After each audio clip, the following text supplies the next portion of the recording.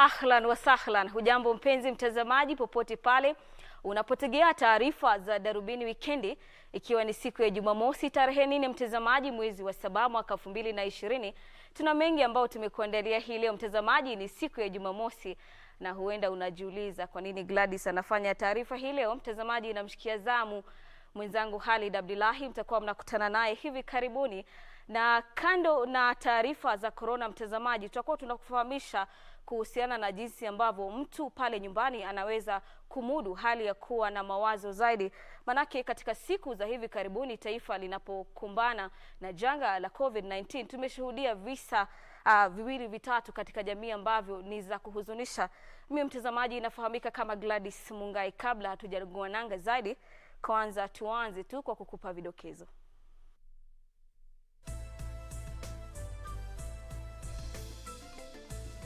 Kenya yanakili visa vipya 389 vya virusi vya COVID-19. Teachers should be respected. They know how to handle their issues. Teachers are there. We know what Nancy Macharia has done for us. Hisia mseto za gubika uteuzi wa Nancy Macharia kama afisa mkuu mtendaji wa tume ya kuajiri walimu humu nchini.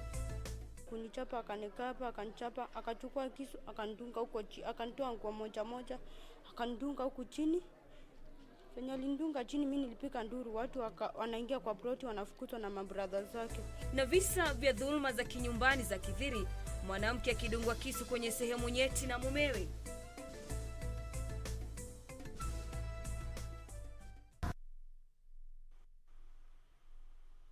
Karibu mtazamaji, na moja kwa moja tunaanza na taarifa za COVID-19, na ni kwamba taifa hili limenakili idadi kubwa zaidi ya watu walio na virusi vya COVID-19 katika siku moja. Hii ni baada ya watu 388 mtazamaji kubainishwa kuwa na virusi hivyo, kufikisha jumla ya watu wanaougua ugonjwa huo nchini kuwa 7,000 mtazamaji 577. Watu watano zaidi mtazamaji wameaga dunia, ilhali watu 88 wamepata nafuu. Wizara ya Afya imeeleza wasiwasi wake kwamba baadhi ya Wakenya bado wanapuuzilia mbali yale masharti ya kudhibiti msambao wa ugonjwa wa COVID-19 licha ya kuambiwa wafanye hivyo na Wizara ya Afya. Nancy Okware na maelezo zaidi. Visa vya ugonjwa wa COVID-19 humu nchini vimefika 7,577 baada ya Kenya kunakili idadi kubwa zaidi ya watu waliobainishwa kuwa na virusi hivyo kwa muda wa siku moja, ambavyo vilifika 389. Idadi hiyo ilitokana na sampuli 4,829 zilizopimwa. Wizara ya Afya imetahadharisha kwamba kuambatana na maoni ya wataalam, idadi ya watu wanaofariki kutokana na ugonjwa huo huenda ikaongezeka. Wizara hiyo inawataka Wakenya kuendelea kuzingatia masharti ya kudhibiti kusambaa kwa ugonjwa huo. Watu watano zaidi wameaga dunia na kufikisha jumla ya watu waliofariki kutokana na COVID-19 nchini kwa 159, ilhali watu 2,236 wamepona. Kaunti ya Nairobi inaendelea kunakili idadi ya juu ya maambukizi, ambapo hivi leo visa vipya vilikuwa 248.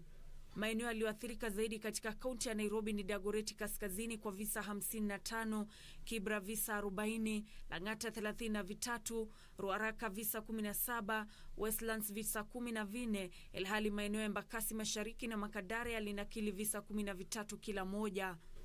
Kaunti ya Kajiado imerekodi visa vipya 36, Kiambu 27, Mombasa 23, Busia 17, Machakos visa 10 na Migori visa 9.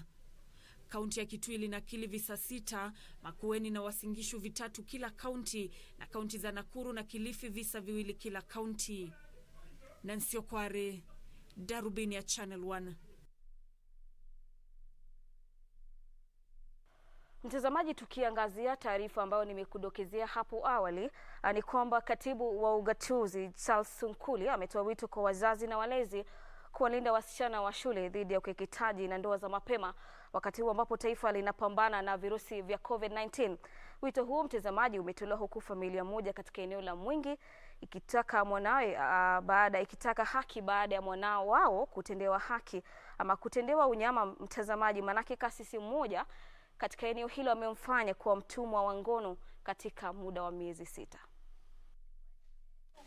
lazima nilale na hiyo siku.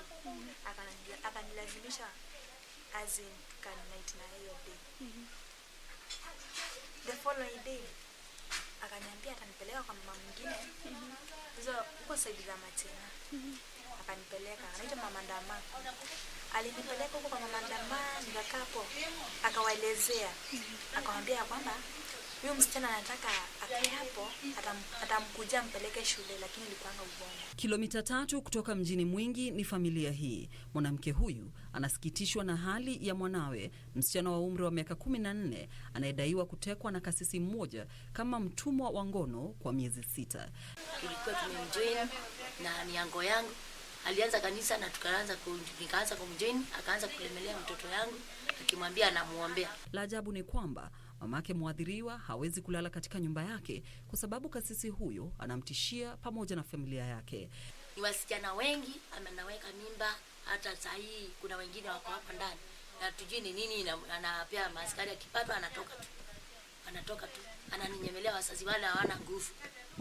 Mwishoni mwa mwaka uliopita, wakazi wa sehemu hiyo waliandamana dhidi ya kasisi huyo kwa kuwabaka zaidi ya wasichana 20 na kuwatunga mimba wengine kadhaa kwa kisingizio kwamba alikuwa akiwaombea. Hiyo area pastor alipatikana na mtoto wa shule. Na si huyo mtoto tu peke yake, ni venye tu mamake alipeleka kesi kotini ya huyo mtoto, wao wengine wamenyamazia watoto wao. Pastor alitoka na board ya 200 venye nilisikia.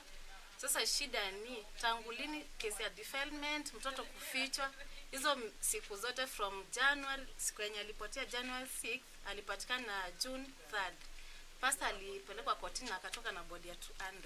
Mwadhiriwa wake wa hivi punde ni mwanafunzi aliyefanya mtihani wa KCPE mwaka uliopita na kujipatia alama 305, lakini hangeweza kujiunga na kidato cha kwanza baada ya kushawishiwa na kasisi huyo kwenda nyumbani kwake ambako aliokolewa tarehe 23 mwezi Juni.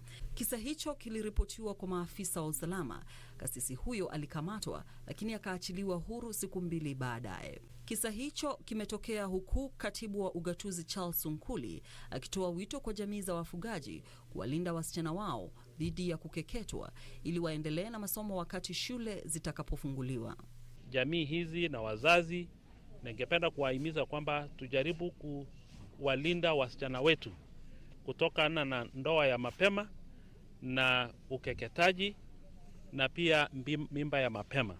Mapema wiki hii, Rais Uhuru Kenyatta aliwaonya wale wanaowatunga mimba wasichana wa shule kwamba watachukuliwa hatua kali za kisheria. Caroline Kamau nikiripotia Darubini ya Channel 1. Mtazamaji, ni hisia za kuridhia kibinafsi kwamba wazazi anafurahi tu pale mtoto wake anapokuwa anapiga hatua bora za kimaisha, na hivyo basi kutokana na taarifa hiyo ya Carol Kamau, ni vizuri tu kwamba wasichana pale kwenye jamii waweze kutiliwa maanani na kuangaliwa. Mtazamaji, tukisonga mbele, wabunge wa kiongozi wa upinzani Raila Odinga wamepuuza madai kwamba kuna kuchipuka kwa mgawanyiko baina ya Jubilee na wale wa ODM. Mwenyekiti wa chama cha ODM John Mbadi amesema kwamba pande zote mbili zinashauriana ili kuzua mtafaruku kama kutatua mfaruku ulioko miongoni mwa wabunge hao wawili.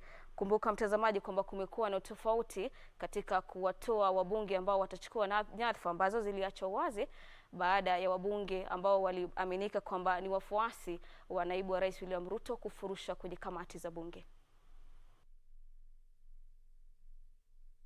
Mwenyekiti wa chama cha ODM ambaye pia ni kiongozi wa wachache kwenye bunge la kitaifa John Mbadi amewapuuza wale wanaodhani kwamba kutatokea mgawanyiko kati ya Rais Uhuru Kenyatta na kiongozi wa upinzani Raila Odinga.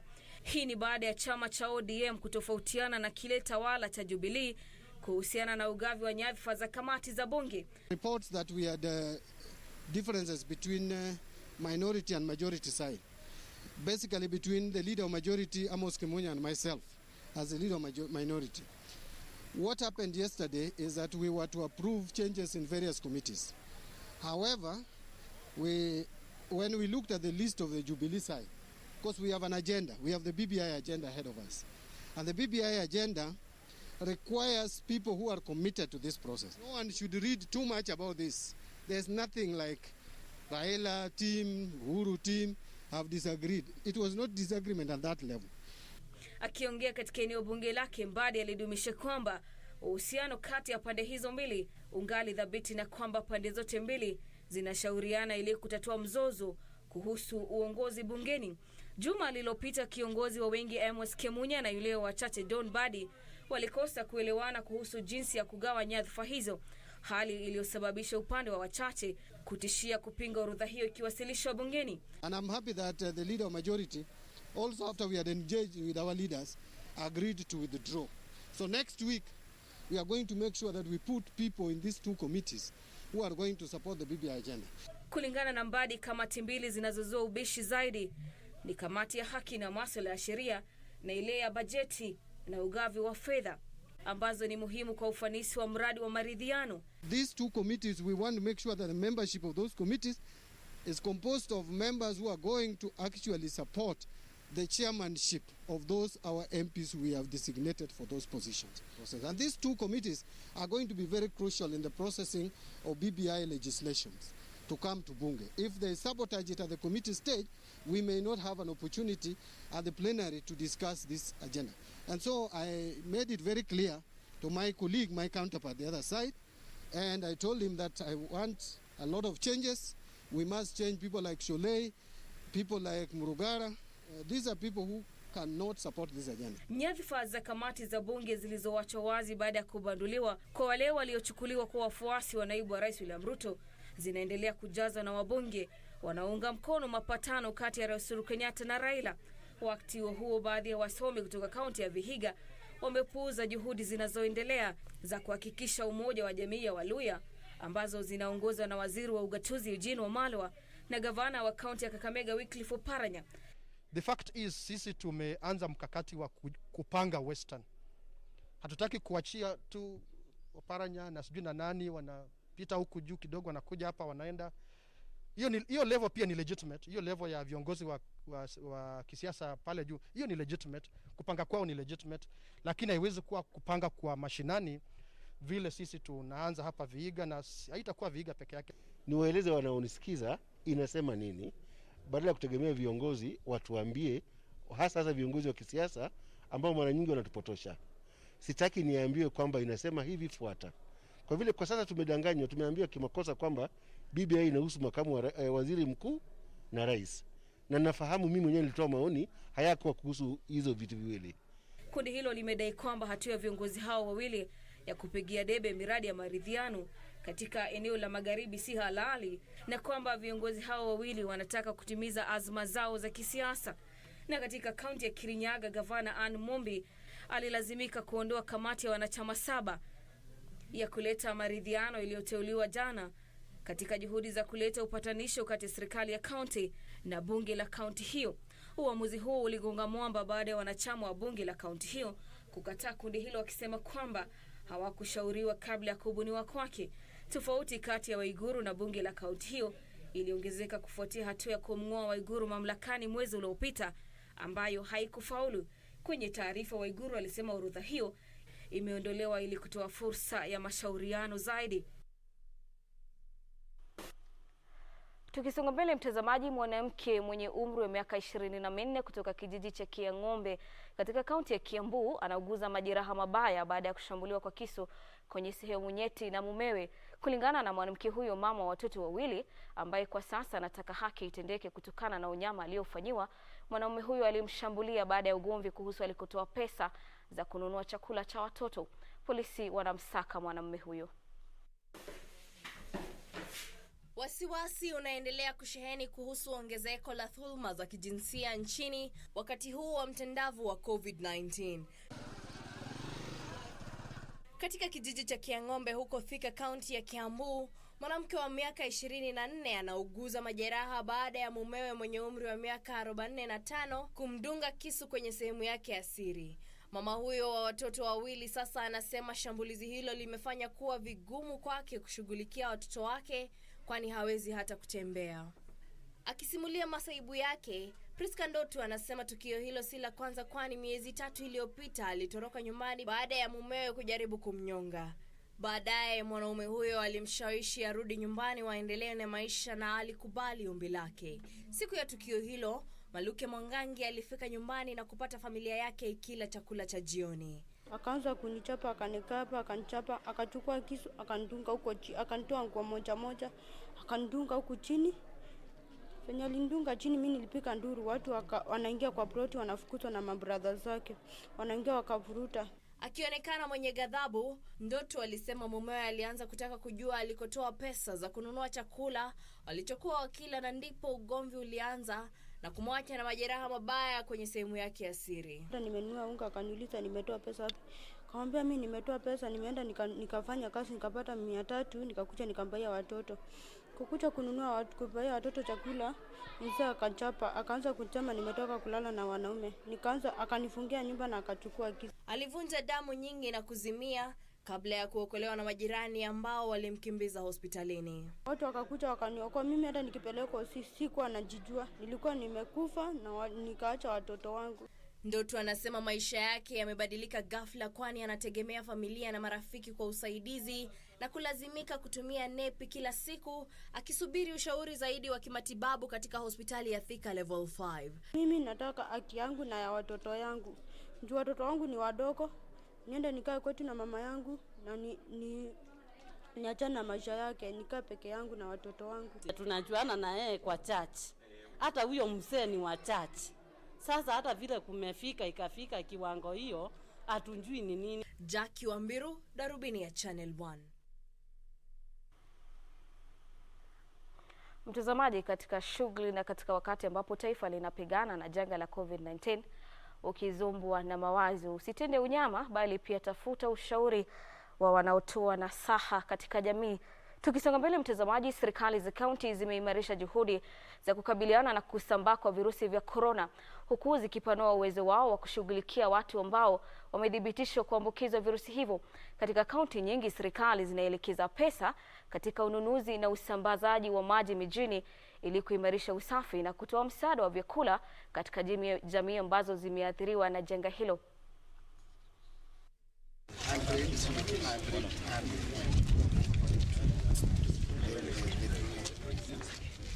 Kundi la kukabiliana na ugonjwa wa COVID-19 katika kaunti ya Narok limefanikiwa kuwatafuta na kuwapata watu 190 waliotangamana na watu 20 waliothibitishwa kuambukizwa virusi vya corona na kuwekwa karantini.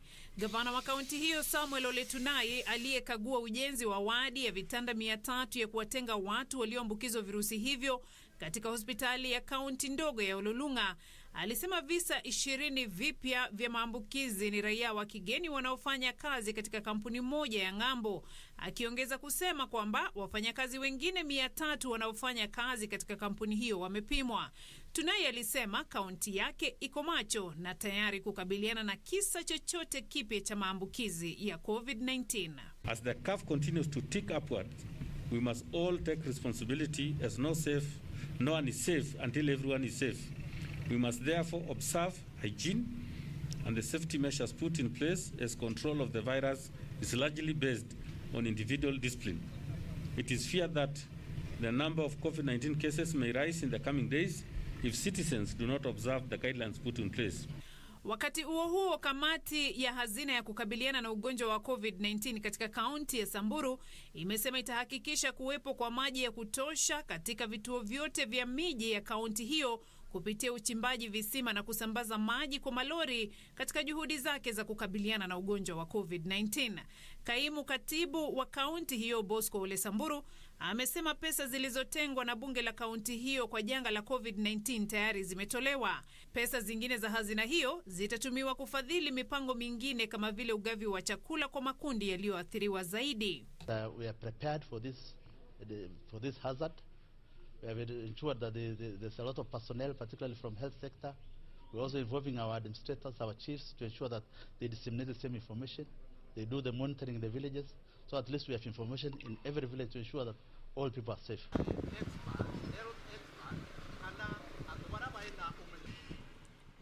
Kwingineko huko Tigania, muungano wa makasisi wa kaunti ya Meru unahimiza serikali ifungue tena makanisa chini ya masharti makali, ukisema taifa hili linahitaji mwingilio wa kiroho kwenye vita dhidi ya COVID-19. Wakiongozwa na mwenyekiti wao Kasisi Domiziana Ugachwiri, Viongozi hao wa kidini walisema wamepokea mafunzo kuhusu ugonjwa wa COVID-19 yaliyotolewa na Wizara ya Afya na wako tayari kuongoza ibada kwa kuzingatia masharti yaliyowekwa. We therefore expect that by 6th of July 2020, the council should be ready with all the directives for the reopening of church.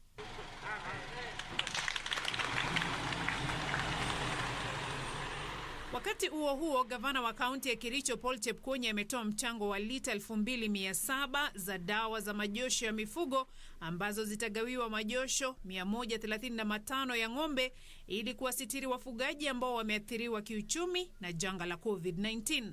Chepkonyi alisema wakulima hawajaweza kuzalisha ipasavyo wakati wa janga la COVID-19, hivyo basi wanahitaji kusaidiwa. These very hard economic times where we have COVID-19, where we have not had a chance to be productive, we want to help our farmers at least to ameliorate the problems that they have economically.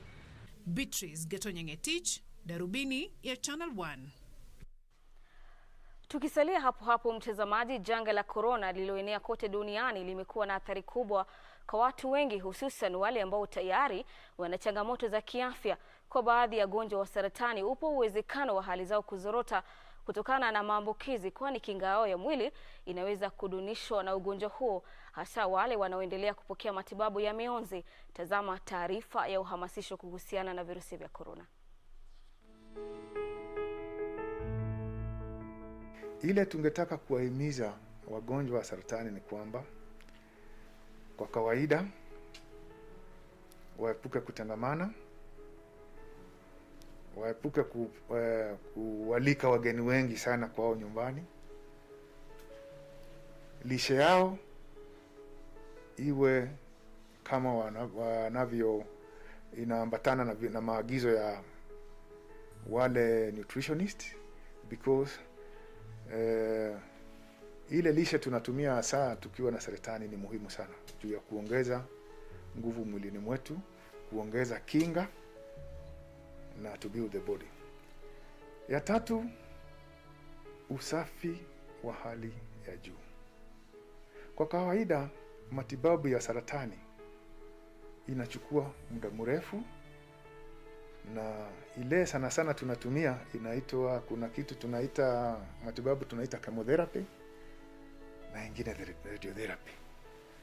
Na hiyo matibabu kwa kawaida mgonjwa anapatiwa anaambiwa utakuja hospitali wakati huu.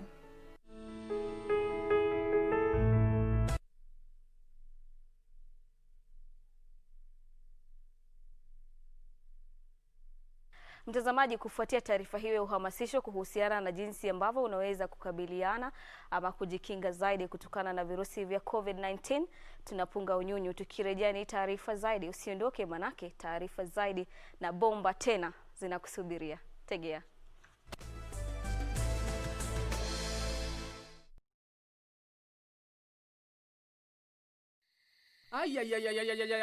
Gaki, wawezaje kunituangia simu saa hii Gaki? Saa zile tu nimewekelea matoke yangu kwa meza. Niko tayari kukula, wewe ukikula kwako mimi ukusumbua. Gaki, hii simu sisiki yake ya nani? Mimi ukusumbua ukikula kwako. Basi wewe ngoja nimalize matoke yangu tena utanituangia. Kupata matoke, bonyeza *811 *965#. Bonyeza *811 *965#.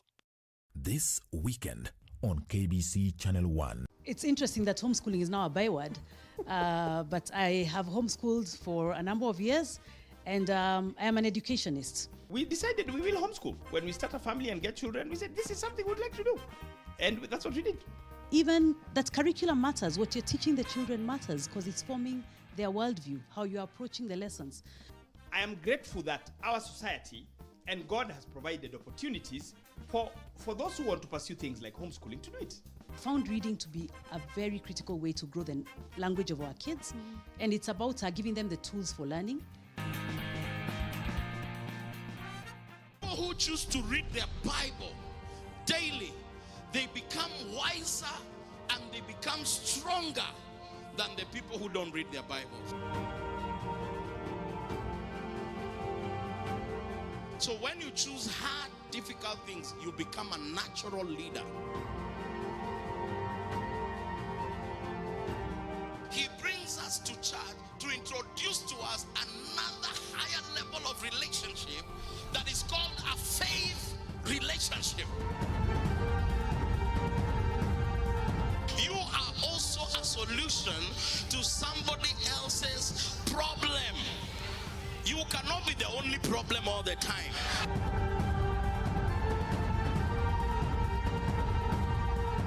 Join Pastor Jimmy Macharia on The Master's Touch this Sunday from 8 a.m. on KBC Channel 1.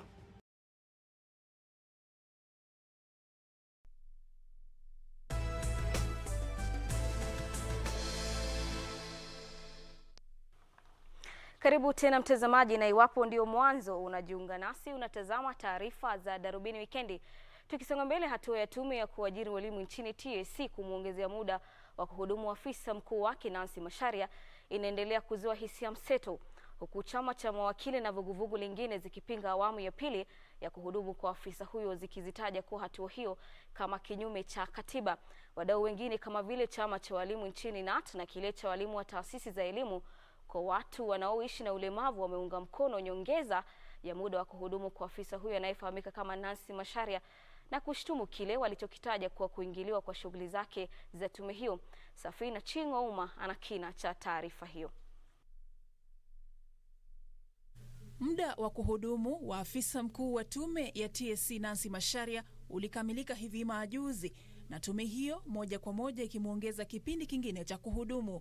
Tangu kutangazwa kuteuliwa upya kwa Macharia, maoni mseto yamekuwa yakitolewa. Chama cha mawakili nchini LSK kupitia kwa rais wa chama hicho Nelson Havi kimepinga uteuzi huo kwa mara ya pili, kikiutaja kama kinyume cha sheria. Nacho chama cha kutetea haki za kibinadamu cha Midriff pia kimepinga uteuzi huo mahakamani, kikitaka uteuzi wa Macharia kutupiliwa mbali. Lakini licha ya makundi hayo kupinga uteuzi huo, wadau kadhaa wametangaza kuunga mkono uteuzi wa Macharia. Chama cha walimu wa taasisi za walemavu kimekashifu chama cha LSK kwa kile walichokitaja kama kuingiliwa kwa shughuli za walimu. We are not interfering with the Judiciary Service Commission, where the lawyers, they are stakeholders. They should leave teachers alone and leave teachers alone. If the president fulfill that, Nancy Macharia have worked for the teachers, the parents, and the general public of this country, he have all the rights to reappoint her. We don't know what is happening now because teacher management, everybody is coming in. Lawyers, farmers, even people who are not professionals. This group that has gone to court calling itself the Middle Rift. Can you identify yourself first? We don't know whether you are teachers or you are farmers or fishermen. Chama hicho kimesema yeyote aliye na tofauti binafsi na Macharia asitumie uteuzi wake kama kigezo. She qualified to be reappointed. But now the people who have gone to courts or the Law Society of Kenya, they are saying that that lady must be vetted again. That's what we are disputing. Because there is no any officer in this country who have been appointed by the president and then be subjected for vetting. That's what we don't want. And we have no problem with Nancy Macharia. Whoever have the problem with Nancy Macharia, go and solve it elsewhere. Chama cha walimu NAT kimekanusha madai kwamba kimeenda mahakamani kupinga uteuzi huo wa Nancy Macharia. Kwenye taarifa, katibu mkuu wa chama hicho Wilson Sosion alikanusha madai kwamba chama cha NAT kupitia shirika la Midrift kimewasilisha kesi katika mahakama kuu kupinga uteuzi wa Nancy Macharia kama katibu na afisa mkuu wa TSC kwa kipindi kingine cha miaka 5. Taarifa hiyo iliendelea kusema kwamba uhusiano baina ya NAT na TSC umeimarika na kwamba habari hizo potovu huenda zikaharibu mambo zaidi. Nikiripotia Darubini ya Channel 1, naitwa Safina Chingouma.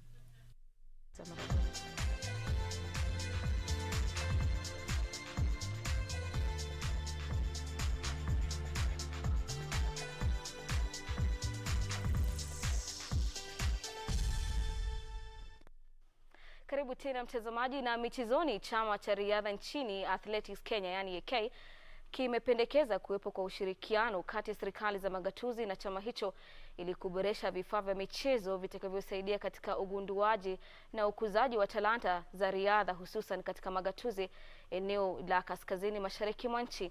Naibu mwenyekiti wa AK Paul Mutia amesema kwamba chama hicho kinapania kuandaa mazungumzo na serikali za gatuzi la Garissa kuhusiana na ukarabati wa sehemu ya kukimbilia ya uwanja wa chuo cha mafunzo cha Anuai cha kaskazini mashariki mwa kaunti ya Garissa. Uhaba wa vifaa vya michezo umelemaza juhudi za kuinua kiwango cha riadha katika eneo la kaskazini mashariki. Uhaba huu umesababisha wanariadha wa eneo hilo kutomudu ushindani mkali kutoka wenzao wa kutoka katika sehemu nyingine za nchi wakati wanapowania nafasi za kitaifa. Ni hali ambayo naibu mwenyekiti wa AK Paul Mutui amesema inastahili kurekebishwa. I have just thought and said very likely as AK we are likely going to ask the county government of Garissa to come up and try to have at least one perfect kind of running facility. That's a track.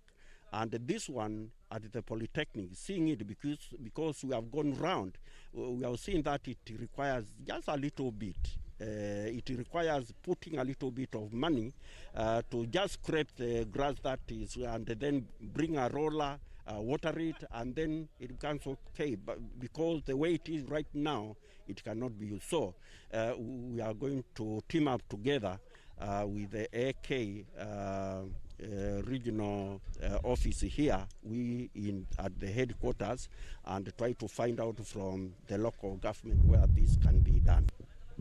Eneo hilo vilevile lina idadi ndogo ya wasichana wanaoshiriki michezo, huku vikwazo vya kitamaduni ikitajwa kuwa mojawapo wa sababu kuu. Only call upon the management or the officials of this region to talk to the young athletes who are women so that they can understand that the sport is not for men only. We have seen women make it in the other parts of the country, in the other parts of the world, and if other women from the other parts of the world, including even Asia, Europe, and even where the Muslim countries are, they are doing it and they make it and they earn money in athletics. I think even that's why we have come here to say, as Athletics Kenya, we encourage women from Northeastern to join the sport of athletics, and this is the only way we are able to move together. It is possible because we have seen it happen in other countries. Wakati huo jumla wanariadha 50 kutoka gatuzini Garissa walinufaika na msaada wa chakula kutoka kwa chama cha riadha nchini kwa ushirikiano na Wizara ya Michezo. Msaada huo ambao ulilenga wanariadha chipukizi waliokuwa kwenye jumla kambi 20 za riadha wakijiandaa kwa mashindano yaliyoakilishwa na riadha wasiozidi umri wa miaka 20 duniani yaliyotarajiwa kufanyika mwezi huu jijini Nairobi. COVID ilipoingia wakatawanyika because of the government directive. Kusiwe na makundi wanakaa pamoja, ile wanaita social distance ikipiwe. Ndiye sasa wakaambiwa waende manyumbani, na wakiwa huko nyumbani sababu wao kwa camp labda usaidizi wao sio kamili. Ndiye tutaonelea tuwachunguze, tuonelee kama ni kweli wanafanya practice wakati wako huko manyumbani ama iko namna gani, na ndiye tushauriane na wale wana handle them, sababu tuliambia makoches wawe wakivisiti hawa wanariadha waonelee ni shortcomings gani na wanatrain namna gani. Kwa hivyo msaada huo unakusudiwa kuwauni wanariadha hao chipukizi ambao wameathirika kiuchumi baada ya kambi hizo kufungwa kutokana na chamko la virusi vya corona.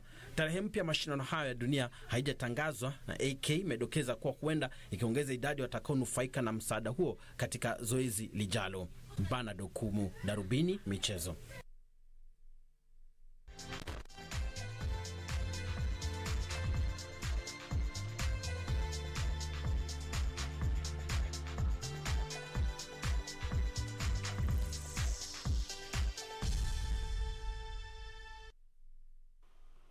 Haya basi mtazamaji, kufikia hapo mie sina la ziada, naambiwa kwamba mwelekezi wangu ananiambia funganya, wakati wako umeisha. Basi mtazamaji, kufikia hapo sina la ziada ila kutia kikomo taarifa za Darubini Weekendi. Na umefahamu kwamba katika taarifa ambazo tumekuletea kuanzia mwendo wa saa 1 kuna taarifa 2 ambazo zimegusia uozo ulioko katika jamii kutokana na unyama unaotendeka. Na hivyo basi, kama kawaida, iwapo unahisi kwamba umezidiwa na mawazo, tafuta ushauri wa watu ambao wanafanya kazi ya kupatia watu ushauri na wanafahamika kama watu wenye kutoa ushauri nasaha. Mimi nafahamika kama Gladys Mungai. Maulana kiridhia tutakutana tena weekend ijayo, na mwachia zamu mwenzangu Mari Yambo akupashe za hewa kulikoni. Naam, ni wasaa wa utabiri wa hali ya hewa popote ulipo, na tumayo mzima. Naitwa Mari Yambo. Imekuwa siku ya baridi hapa Nairobi, na ni hali ambayo tunatarajia kuendelea nayo hapo kesho, lakini usikate tamaa, kwani kutakuwa na vipindi vya jua nyakati za mchana. Usiku wa leo nao tunatarajia kuendelea na hali ya ukavu kote nchini, isipokuwa katika sehemu za magharibi mwa nchi ambapo kutakuwa na mvua katika maeneo machache na pia ngurumo za radi. Hali sawia itaendelea katika sehemu za ukanda wa pwani, maeneo ya Malindi na Mombasa, na vile vile katika sehemu za Eldoret ambapo tunatarajia mvua nyakati za asubuhi. Hapa Nairobi tutamkia hali ya mawingu na baridi nyakati za asubuhi, ila hali katika maeneo yaliyosalia sehemu za kaskazini mashariki mwa nchi na vile vile katika sehemu za magharibi mwa nchi kutakuwa na vipindi vya jua nyakati za asubuhi. Mchana nao utakuwa wenye mvua katika maeneo kadha wa kadha, zikiwemo sehemu za Kisii, maeneo ya Kisumu, Kakamega, vile vile maeneo ya Narok na Nakuru, Kericho tutarajie mvua katika maeneo machache. Mvua hiyo pia ikiweza kuandamana na ngurumo za radi. Hapa Nairobi kutakuwa na vipindi vya jua nyakati za mchana sawia na maeneo ya ukanda wa pwani na vile sehemu za kaskazini mashariki mwa nchi. Tuangazie sasa hali ya joto ambapo vitashuka hapa Nairobi na kufikia nyuzi 23. Katika sehemu za ukanda wa pwani hususan sehemu za Voi na Mombasa vitafikia nyuzi 30. Viwango vya juu zaidi vitanakiliwa katika maeneo ya Lodwar kwa nyuzi 35. Na basi kufikia hapo natamatisha utabiri wa hali ya hewa kwa leo. Unaofuata sasa ni hali ya hewa kutoka maeneo mengine duniani, na kutakia usiku mwema na siku njema hapo kesho. Kwa heri.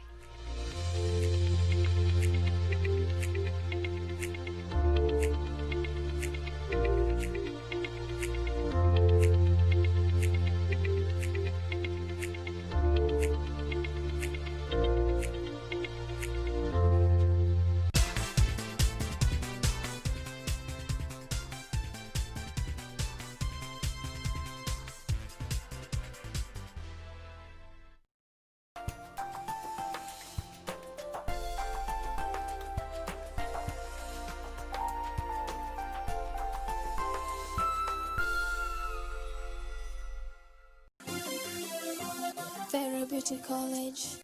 Vera Beauty and Fashion College, with branches in Nairobi, Eldoret, Thika and Meru. Did you know that we are a TVET approved institution? We offer courses in fashion design, interior design in soft furnishing, event decoration, flower arrangement, event planning, hairdressing, barbering and dreadlocks, beauty therapy, makeup, nail technology, spa massages, teaching skills, TOT, solo business management, and many more. Register now and visit our website on www.verabeautycollege.com. You can also call on 0725 923 550 Nairobi branch, 0728 087 689 Eldoret branch, 0722 22 7428 Thika branch, 0725 000 706 Meru branch. Vera Beauty and Fashion College, a TVET approved institution.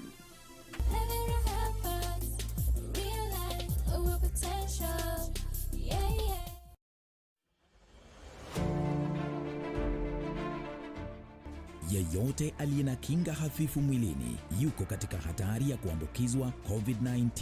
Hao ni kama watu ambao wanaishi na magonjwa kama vile virusi vya HIV, kansa, TB, kisukari, miongoni mwa magonjwa mengine. Lazima wazingatie matibabu ili kuboresha kinga mwilini. Lazima wahakikishe wamepata dawa ipasavyo. Tembelea kliniki yako au kituo cha afya kilicho karibu nawe kwa maelezo kamili kuhusu jinsi ya kupata dawa. Pia wasaidie jamaa na rafiki kupata dawa. Dumisha mawasiliano nao na ufuate mwongozo wa kiafya kutoka kwa kituo cha afya ili kujikinga na virusi vya korona. Pata habari kuhusu COVID-19 kupitia vyanzo vinavyoaminika. Piga 719 au bonyeza *719#. COVID-19 inazuilika. Jilinde, linda familia na jamii. Ujumbe huu umeletwa kwako na serikali ya Kenya. Bwana Yesu awaita, tunaitika na sasa tuko nyumbani mwa Mungu. Huduma gani mwafanya? Kutangaza neno lake.